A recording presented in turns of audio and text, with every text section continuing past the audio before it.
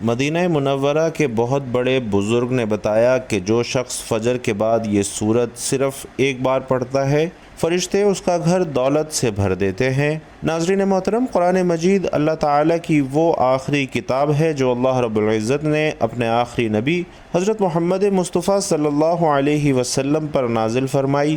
یہ کتاب نہ صرف انسانیت کے لیے ہدایت کا سرچشمہ ہے، بلکہ ایک ایسا معجزہ ہے جو قیامت تک باقی رہے گا۔ قرآن کریم کی ہر آیت اپنے اندر بے شمار معانی، حکمتیں اور روحانی راز لیے ہوئے ہے۔ یہ کتاب ہمارے دینی، دنیاوی اور اخروی معاملات کی رہنمائی کے لیے کامل اور مکمل ضابطۂ حیات ہے۔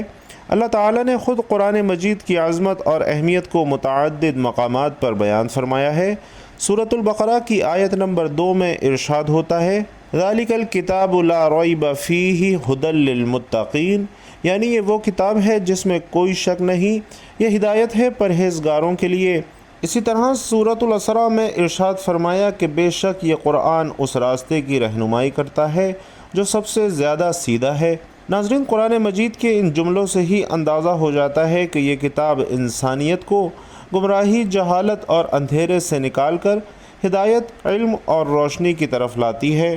تو اس لیے ناظرین محترم، ہمارا آج کا وظیفہ بھی قرآن پاک کی ایک بہت ہی پیاری سورت کا وظیفہ ہے کہ مدینہ منورہ کے بہت بڑے بزرگ نے بتایا کہ جو شخص فجر کی نماز کے بعد قرآن پاک کی یہ ایک سورت پڑھ لیتا ہے، فرشتے اس گھر کو دولت سے بھر دیتے ہیں۔ اس سورہ مبارکہ کی تلاوت کرنے والے کو اللہ تعالیٰ اپنا دوست بنا لیتا ہے، اور یہ سورت وہی پڑھتا ہے جسے اللہ چن لیتا ہے۔ حضور پاک صلی اللہ علیہ وسلم فرماتے ہیں کہ اس سورہ مبارکہ کی تلاوت کو ترک نہ کرو، کیونکہ اس کی تلاوت کرنے والے کو اللہ اپنے پسندیدہ بندوں میں شامل کر لیتا ہے۔ تو ناظرین گرامی، جو شخص ہمیشہ اس سورہ مبارکہ کی تلاوت کرتا ہے، اللہ تعالیٰ قیامت کے دن اس کے نامہ اعمال اس کے دائیں ہاتھ میں دیں گے، اور وہ بغیر حساب کے جنت میں داخل ہوگا، اور آخرت میں اسے اتنا اجر ملے گا کہ وہ راضی ہو جائے گا۔ حضور اقدس صلی اللہ علیہ وسلم کا فرمان عالی شان ہے کہ بندہ قرآن کے سوا کسی چیز سے خدا کا اتنا قرب حاصل نہیں کر سکتا جتنا قرآن مجید سے، یعنی کہ تلاوت قرآن سے قرب حاصل کرتا ہے۔ ناظرین، تلاوت قرآن دلوں کو سکون دیتی ہے، اپنے ساتھ برکت لاتی ہے، ایمان کی لذت دیتی ہے، اللہ کی خوشنودی حاصل ہوتی ہے۔ تلاوت قرآن سارے غموں کو بھلا دیتی ہے، مصیبتوں کو ٹال دیتی ہے، آخرت میں نجات دلائے گی، اور تلاوت قرآن کرنے والا گویا کہ اپنے رب سے مناجات کر رہا ہے۔ تلاوت قرآن عقل کو بڑھاتی ہے، اور اللہ کے حبیب صلی اللہ علیہ وسلم نے ارشاد فرمایا کہ بے شک دلوں کو زنگ لگ جاتا ہے۔ عرض کی گئی، یا رسول اللہ صلی اللہ علیہ وسلم، اس کی صفائی کس چیز سے کریں؟ تو ارشاد فرمایا کہ تلاوت قرآن اور موت کو بکثرت یاد کرنے سے۔ ناظرین کرام، رسول اللہ صلی اللہ علیہ وسلم نے قرآن مجید کی تلاوت، اس پر عمل اور تعلیم دینے کے بے شمار فضائل بیان فرمائے ہیں۔ آپ صلی اللہ علیہ وسلم کا ارشاد ہے، خیرکم من تعلم القرآن وعلمہ، یعنی تم میں سے سب سے بہتر وہ شخص ہے جو قرآن سیکھے اور سکھائے۔ اسی طرح ایک اور حدیث کے الفاظ ہیں کہ قرآن تمہارے حق میں بھی دلیل ہو سکتا ہے اور تمہارے خلاف بھی، یعنی اگر تم نے اسے پڑھا، سمجھا اور اس پر عمل کیا تو یہ قیامت کے دن تمہارے حق میں گواہی دے گا، ورنہ تمہارے خلاف گواہی دے گا۔ قرآن پاک پڑھنے پر اللہ تعالیٰ نے بے شمار اجر عطا فرمایا ہے، چاہے انسان اس کا مطلب سمجھے یا نہ سمجھے۔ ایک حدیث میں نبی کریم صلی اللہ علیہ وسلم ارشاد فرماتے ہیں کہ جو شخص اللہ کی کتاب کا ایک حرف پڑھے اسے ایک نیکی ملتی ہے، اور ہر نیکی کا بدلہ 10 گنا تک ہے۔ اس کے بعد آپ صلی اللہ علیہ وسلم نے فرمایا کہ میں یہ نہیں کہتا کہ الف لام میم ایک حرف ہے، بلکہ الف ایک حرف ہے، لام ایک حرف ہے، میم ایک حرف ہے۔ تو ناظرین، تصور کریں کہ اگر ایک آیت میں 20 یا 30 حروف ہوں تو کتنی نیکیاں حاصل ہو سکتی ہیں، اور اگر کوئی روزانہ ایک رکوع یا ایک پارہ تلاوت کرے تو اس کے اجر کا اندازہ لگانا انسانی عقل سے باہر ہے۔ اللہ تعالیٰ نے قرآن کو شفا بھی قرار دیا ہے۔ ارشاد ربانی ہے، اور ہم قرآن میں وہ کچھ نازل کرتے ہیں جو مومنین کے لیے شفا اور رحمت ہے، چاہے وہ جسمانی بیماری ہو یا روحانی پریشانی ہو۔ قرآن پاک کی تلاوت، اس پر غور و فکر اور اس سے تعلق انسان کو سکون، راحت اور شفا عطا کرتا ہے۔ قرآن مجید قیامت کے دن اپنے پڑھنے والے کے لیے سفارش کرے گا۔ ایک حدیث میں رسول علیہ الصلاۃ والسلام فرماتے ہیں کہ قرآن پڑھا کرو کیونکہ یہ قیامت کے دن اپنے پڑھنے والوں کے لیے شفاعت کرے گا۔ بھائیوں اور بہنوں، یہ کتنی بڑی فضیلت ہے کہ اللہ کی کتاب خود بندے کے لیے سفارش کرے گی اور اس کی مغفرت کا ذریعہ بنے گی۔ ناظرین، یہ ایسی پیاری کتاب ہے جو بندوں کو خالق سے ملاتی ہے، گمراہوں کو صراط مستقیم کا پتہ بتاتی ہے، اجڑے دلوں میں ایمان اور یقین کا سبزہ اگاتی ہے، قلب اور جگر کو تقوی اور طہارت کے نور سے منور کرتی ہے، مایوسی میں ڈوبی ہوئی زندگی میں امید کی شمع روشن کرتی ہے اور روحانی اور جسمانی امراض کا صفایا کر دیتی ہے، پریشانیوں کو دور کرتی ہے، اور اس کے علاوہ نہ جانے کتنی صفات کی حامل یہ بے نظیر کتاب ہے۔ اور تمام آسمانی کتابوں میں یہ قرآن کریم کا امتیازی وصف ہے کہ اس کی حفاظت کی ذمہ داری بھی خود اللہ تعالیٰ نے لے رکھی ہے، اور اس کی حفاظت کے لیے ایک وسیع اور عالمگیر نظام قائم فرمایا ہے، جس کے نتیجے میں اس کا ایک حرف تو کیا ایک نقطہ بھی تحریف نہ ہو سکا، اور انشاءاللہ نہ ہی کبھی ہو سکے گا۔ اللہ نے لاکھوں کی تعداد میں حفاظ اور قرآن اور علماء اور مفسرین پیدا کر دیے، جن کا شب و روز قرآن پڑھنے اور پڑھانے اور اس کو سمجھنے اور سمجھانے میں گزرتا ہے۔ وہ ہمہ وقت قرآن کریم سے وابستہ رہتے ہیں اور اس کے علوم اور معارف سے فیضیاب ہوتے رہتے ہیں۔ ناظرین، ان سے بڑا خوش نصیب اور کامیاب شخص روئے زمین پر اور کوئی بھی نہیں ہے، اور ہو بھی کیسے سکتا ہے کہ ان افراد کے مقام اور رتبے تک کس کی رسائی ہو سکتی ہے جو کہ خدا کے اس نظام کا حصہ ہیں جو اس نے حفاظت قرآن کے لیے مقرر فرمایا ہے۔ بے شک قرآن کریم دنیا کی تمام کتابوں سے بہتر اور برتر کتاب ہے۔ اس کی صداقت و حقانیت روز روشن کی طرح آیا ہے۔ اس کی حلاوت و شیرینی اور اثر آفرینی ایسی ہے کہ لوگ کھینچے چلے آتے ہیں، اور دنیا میں سب سے زیادہ پڑھے جانے کا اعزاز بھی قرآن کریم کو ہی حاصل ہے۔ بے شک یہ کتاب تمام کتابوں سے افضل ہے، جیسا کہ ایک روایت میں ہے کہ اللہ کے کلام کی فضیلت تمام کلاموں پر ایسے ہے جیسے اللہ کا مقام تمام مخلوقات کے مقابلے میں ہے، اور بھلا اللہ کے مقابلے میں اس کی مخلوق کی کیا حیثیت ہے، ٹھیک اسی طرح قرآن کے آگے دوسری کتابوں کی بھی کوئی حیثیت نہیں ہے۔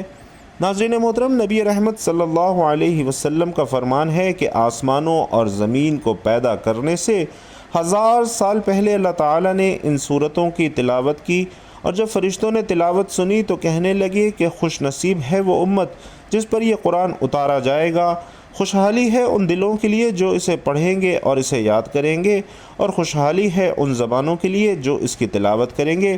جبکہ ایک اور حدیث میں ہے کہ جو شخص اس سورت کو صرف اللہ کی رضا کے واسطے پڑھے گا تو اس کے پہلے والے سب گناہ معاف ہو جاتے ہیں۔ بس اس سورت کو اپنے مردوں پر لازمی پڑھا کرو، اور کم از کم دن میں ایک مرتبہ اس سورت کو لازمی پڑھنا اپنا معمول ضرور بنائیے، کیونکہ ناظرین جو اس سورت کی تلاوت کرتا ہے اللہ اسے پسند کرتا ہے، اللہ اسے اپنا ولی بنا لیتا ہے۔ تو آپ بھی اس سورت سے دوستی کر لیجئے۔ اللہ کی رضا کے لیے صرف ایک مرتبہ روزانہ فجر کی نماز کے بعد پڑھ لیجئے۔ اللہ آپ سے اتنا خوش ہوگا کہ آپ کی زندگی کی تمام پریشانیاں انشاءاللہ ختم ہو جائیں گی، اور انشاءاللہ العزیز آپ جیسا چاہیں گے ویسا ہی ہوگا، کیونکہ اس سورت کی تلاوت کرنے والے کا گھر فرشتے دولت سے بھر دیتے ہیں۔ ناظرین، یوں تو پورا قرآن مجید ہی اللہ کا کلام اور رب کی آخری آسمانی کتاب ہے، اور پورا قرآن ہی خیر اور بھلائی اور رحمت و برکت اور شفا کا سرچشمہ ہے۔ اس پر ایمان لانا، اس کی تلاوت کرنا، اس کی آیات میں تدبر کرنا، اس پر عمل کرنا، شفا کے لیے قرآنی آیات پڑھ کر دم کرنا، اور پوری زندگی اس کے مطابق گزارنا، یہ پورے کے پورے قرآن کا حق ہے۔ البتہ رسول کریم صلی اللہ علیہ وسلم نے کچھ صورتوں اور آیتوں کی خصوصی فضیلت بھی بیان فرمائی ہے، اور انہی میں سے ایک سورت الملک ہے۔ سورت الملک کی 3 فضیلتیں صحیح احادیث میں موجود ہیں۔ پیارے آقا صلی اللہ علیہ وسلم اس سورہ مبارکہ کی روزانہ تلاوت کیا کرتے تھے۔ یہ سورہ مبارکہ اپنے پڑھنے والے کے لیے شفاعت کرے گی، یہاں تک کہ اسے معاف کر دیا جائے گا، اور نبی رحمت صلی اللہ علیہ وسلم نے فرمایا کہ قرآن میں ایک سورت ہے جس میں 30 آیتیں ہیں، اور وہ اپنے پڑھنے والے کے لیے اللہ سے سفارش کرے گی حتیٰ کہ اس کی مغفرت کر دی جائے گی۔ بھائیوں اور بہنوں، سورۃ الملک قبر کے عذاب سے بچانے والی ہے اور اس سورت کا ساتھی قبر کے عذاب سے محفوظ رہے گا۔ یہ سورت مبارکہ رزق کی فراوانی کے لیے بھی بہترین ہے، کیونکہ یہ رزق کی تنگ دستی کو، مالی پریشانی کو ختم کرتی ہے، انسان کو تمام تر پریشانیوں اور غربت سے محفوظ رکھتی ہے۔ نبی کریم صلی اللہ علیہ وسلم نے اس سورت کو پڑھنے کے لیے انتخاب کرنے کی وجہ آخرت میں اس کے خصوصی فوائد ہیں، جیسا کہ دوسری اور تیسری فضیلت سے واضح ہے کہ یہ سورت عذاب قبر سے حفاظت کا ذریعہ ہے اور آخرت میں مضبوط صفات کی شکل میں نجات کا ذریعہ بنے گی۔ گویا اس سورت کا اہتمام کرنے والا آخرت میں انشاءاللہ کامیاب ہو جائے گا۔ تو بھائیوں اور بہنوں، سورۃ الملک کی فضیلت کا تقاضا ہے کہ ہمیں سورہ مبارکہ کو پڑھنے کا اہتمام کریں، اور نماز فجر کے بعد پڑھنے سے اس کی فضیلت اور بھی زیادہ ہو جاتی ہے۔ فراخی رزق کے لیے ہر روز نماز فجر کے بعد ایک مرتبہ سورۃ الملک پڑھیں۔ اس کو پڑھنے کا طریقہ کار بھی آپ کو بتانے لگا ہوں، اسے غور اور توجہ سے سنیے گا، پھر اسی طرح آپ نے اس عمل کو روزانہ کرنا ہے۔ چاہے تو روزانہ کریں، اگر روزانہ نہیں کر سکتے تو جب آپ کو کوئی پریشانی یا رزق کی تنگی پیش آئے تو آپ نے سورہ مبارکہ کی تلاوت کرنی ہے۔ لیکن اگر روزانہ فجر کی نماز کے بعد یہ سورت پڑھنے کا معمول بنا لیا جائے تو رب کے فضل و کرم سے کبھی آپ کے رزق میں کمی واقع نہیں ہوگی اور آپ اللہ کے پسندیدہ بندوں میں شمار ہوں گے، کیونکہ اللہ تعالیٰ اس سورہ مبارکہ کی تلاوت کرنے والے کو اپنا دوست بنا لیتا ہے۔ اور اسی طرح غربت، تنگ دستی اور افلاس دور کرنے کے لیے بھی یہ سورت انتہائی بہترین ہے۔ جو شخص ہر جمعہ بعد نماز عشاء مصلی پر بیٹھے اور اول و آخر 11 مرتبہ درود پاک پڑھے، درمیان میں 3 مرتبہ اس سورہ مبارکہ کی تلاوت کرے، پھر رب تعالیٰ سے دعا مانگے اور کسی سے بات چیت نہ کرے، حق تعالیٰ نے چاہا تو چند ہی دنوں میں اس پر خدا کا بے انتہا انعام و اکرام ہوگا۔ اسی طرح دکان یا کاروبار میں برکت کے لیے باوضو حالت میں اول و آخر 11 مرتبہ درود پاک پڑھیں اور پھر 7 مرتبہ اس سورہ مبارکہ کی تلاوت کریں اور اپنی دکان کے مال پر دم کریں۔ اللہ نے چاہا تو دکان خوب چلے گی اور گاہک وافر مقدار میں دکان پر آئیں گے۔ ناظرین محترم، قرضے سے نجات کے لیے بھی اس سورہ مبارکہ کی افادیت علماء سے ثابت ہے کہ جس کسی پر بہت زیادہ قرض واجب الادا ہو اور وہ قرض ادا کرنے کی طاقت نہ رکھتا ہو تو اسے چاہیے کہ وہ ہر نماز کے بعد اول و آخر درود پاک پڑھے، پھر 1 مرتبہ اس سورہ مبارکہ کی تلاوت کرے۔ اللہ تعالیٰ نے چاہا غیب سے قرض کی ادائیگی کا سامان پیدا ہوگا اور انشاءاللہ اس کی پریشانی جاتی رہے گی۔ تو بھائیوں اور بہنوں، وقت کی نزاکت کو مد نظر رکھتے ہوئے آج کے وظیفے کی جانب چلتے ہیں، لیکن اس سے پہلے آپ سے گزارش کرنا چاہوں گا کہ اللہ تعالیٰ کے 2 طاقتور صفاتی نام یا رحمانو یا رحیمو کمنٹ باکس میں ضرور لکھ دیجئے، کیونکہ جب اللہ کو ان 2 طاقتور صفاتی ناموں سے پکارا جاتا ہے تو اللہ کی رحمت جلال میں آ جاتی ہے اور پھر اللہ سے جو کچھ مانگا جائے اللہ عطا فرما دیتا ہے۔ اس لیے برائے مہربانی کمنٹ باکس میں یا رحمانو یا رحیمو ضرور لکھ دیجئے تاکہ خیر و برکت ہو، مجھے اور آپ کو ثواب ہو، دوسروں کو ترغیب ہو اور اس کا ثواب مجھے اور آپ کو ملتا رہے۔ تو ناظرین، آپ نے یہ سورہ مبارکہ کس وقت پڑھنی ہے، کتنی تعداد میں پڑھنی ہے، کس ترتیب سے پڑھنی ہے؟ تو اس سورہ مبارکہ کو آپ نے نماز فجر کے بعد پڑھنا ہے۔ جیسے ہی آپ نماز فجر ادا کر لیں تو اس کے بعد سب سے پہلے آپ نے حضور پاک صلی اللہ علیہ وسلم کی ذات اقدس پر درود پاک کا نذرانہ پیش کرنا ہے۔ یاد رکھیے کہ درود پاک آپ کوئی سا بھی پڑھ سکتے ہیں، آپ چاہے تو آسان اور مختصر سا درود صلی اللہ علیہ وآلہ وسلم پڑھ لیجئے، یا پھر صلی اللہ علی محمد پڑھ لیجئے، یا پھر نماز والا درود یعنی درود ابراہیمی پڑھ لیجئے۔ اور بھائیوں اور بہنوں، چونکہ درود ابراہیمی کی فضیلت سب سے زیادہ ہے، ہمارے پیارے آقا صلی اللہ علیہ وسلم بھی تمام درودوں میں درود ابراہیمی کو ہی سب سے زیادہ پسند فرماتے تھے، اس لیے آپ نے کوشش کرنی ہے کہ درود ابراہیمی ہی پڑھنا ہے۔ خیر و برکت اور تلفظ کی صحیح ادائیگی کے لیے 1 مرتبہ درود ابراہیمی میرے ساتھ بھی پڑھ لیجئے۔ اللہم صلی علی محمد وعلی آل محمد کما صلیت علی ابراہیم وعلی آل ابراہیم انک حمید مجید۔ اللہم بارک علی محمد وعلی آل محمد کما بارکت علی ابراہیم وعلی آل ابراہیم انکا حمید مجید۔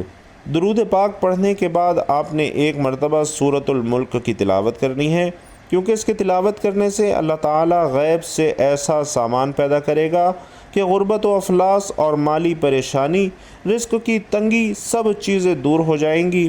اس کی تلاوت کرنے والے کی مالی پریشانی انشاءاللہ خوشحالی میں بدل جائے گی، گھر کے حالات ٹھیک ہو جائیں گے، مال و دولت کی ریل پیل ہو جائے گی، فرشتے اس کے گھر میں دولت کے انبار لگا دیں گے۔ لیکن اس مقصد کے لیے بلا ناغہ سورۃ الملک کا ورد کرنا ہی مطلوبہ مقصد کو پورا کر سکتا ہے۔ تو جیسے ہی آپ سورۃ الملک کی تلاوت کر لیں، اس کے بعد آپ نے اللہ تعالیٰ کے پسندیدہ کلمات کا ورد کرنا ہے۔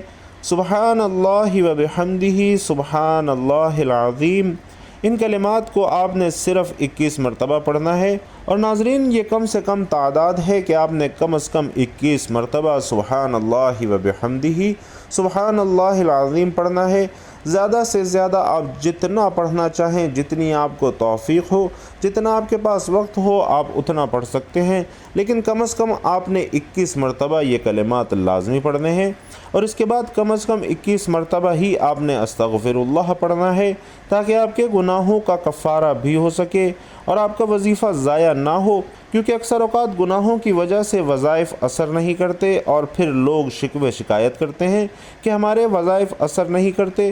تو اس لیے آپ نے استغفار بھی لازمی کرنا ہے، اور دن کے آغاز میں جو استغفار کر لیتا ہے تو اللہ تعالیٰ اس بندے کو اپنے حصار میں لے لیتا ہے، اور سارا دن وہ اللہ تعالیٰ کی رحمتوں، فضیلتوں اور برکتوں سے فیض یاب ہوتا رہتا ہے۔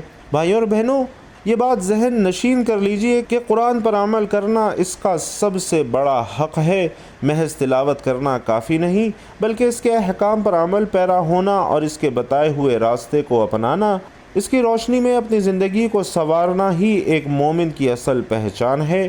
حضرت عمر بن خطاب رضی اللہ تعالی عنہ فرمایا کرتے تھے کہ ہمیں قرآن سیکھنے میں کئی سال لگتے تھے، کیونکہ ہم ایک آیت سیکھ کر اس پر عمل کرتے اور پھر آگے بڑھتے تھے۔ قرآن کی تعلیمات کو نئی نسل تک پہنچانا ہر مسلمان کا فریضہ ہے۔ نبی علیہ الصلاۃ والسلام کا فرمان عالی شان ہے کہ جو شخص قرآن پڑھتا ہے اور اس پر عمل کرتا ہے، اس کے والدین کو قیامت کے دن ایسا تاج پہنایا جائے گا جس کی روشنی سورج سے زیادہ ہوگی۔ سبحان اللہ۔ ناظرین، یہ حدیث اس بات کی دلیل ہے کہ قرآن نہ صرف پڑھنے والے کے لیے بلکہ اس کے ماں باپ کے لیے بھی باعث نجات ہے۔ قرآن سے دوری کرنا بہت بڑی محرومی ہے۔ رسول کریم صلی اللہ علیہ وسلم نے قیامت کے دن اللہ تعالیٰ سے یہ شکایت کریں گے۔ ترجمہ ہے کہ رسول اللہ صلی اللہ علیہ وسلم کہیں گے، اے میرے رب، میری قوم نے اس قرآن کو چھوڑ رکھا تھا۔ اللہ تعالیٰ ہمیں قرآن سے تعلق قائم رکھنے اور اسے اپنی زندگی کا لازمی حصہ بنانے کی توفیق عطا فرمائے۔